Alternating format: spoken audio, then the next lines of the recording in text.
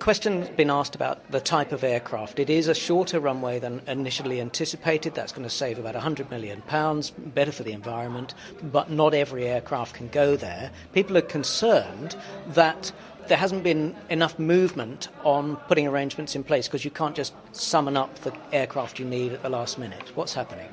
Well, the position is that we looked at what should be the nature of runway length, and we considered to what extent we should close down opportunities for lengthening the runway. We are, of course, absolutely in the hands of the civil air authorities on this, and we must do exactly what they say in respect of safety. But we have, I think, come up with a very good solution, which will enable us to accommodate operations by Boeing 737-700 or Airbus A319 aircraft, and it will also be possible to operate the larger Boeing 737-800 variant with some payload restrictions.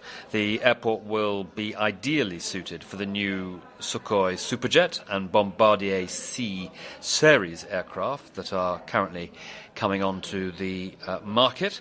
We clearly need to minimise the costs which will flow from there being a loss of potential for larger aircraft and cargo operations, but based on the savings in the final negotiations, we have recently instructed extensions to the embankment, which will retain greater flexibility for future extensions. So, I think given that the majority of freight will come in by sea, we've got the balance right. We've maintained our flexibility for the future and ensured that the relevant aircraft, the aircraft that are most likely to fly to St Helena, will be able to use the airport in a thoroughly conventional way. And you talk about extending the embankment. That means basically making the runway just a little bit longer. Yes, it's one of the ways of doing this which maintains flexibility and options for the future. And if you've got that many aircraft potentially available to you, it's not such a problem in being sure that you will be able to have a service.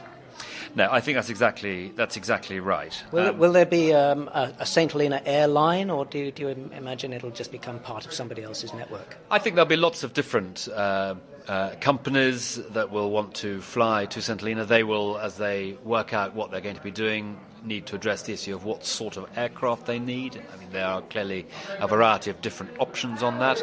But I think all these things will emerge as the opportunity, the tourism opportunity and other economic opportunities on St Helena grow from these decisions that we have made, and which the private sector and others in St Helena and outside seek to build on and take advantage of.